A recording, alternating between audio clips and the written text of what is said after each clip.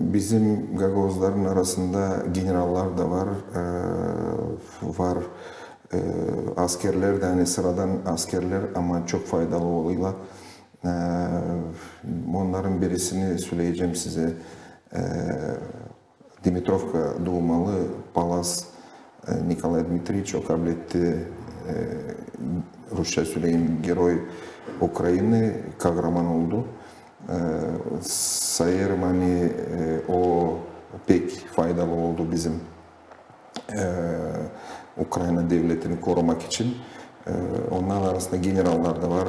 Garcho Oleg Demyanovich kökleri Vulkaneş'ten hani Nasyonalny Gvardiyan bir bölgesinin başıydı. Var Gaydarlı Kolye yani Kostomeli Korer'di.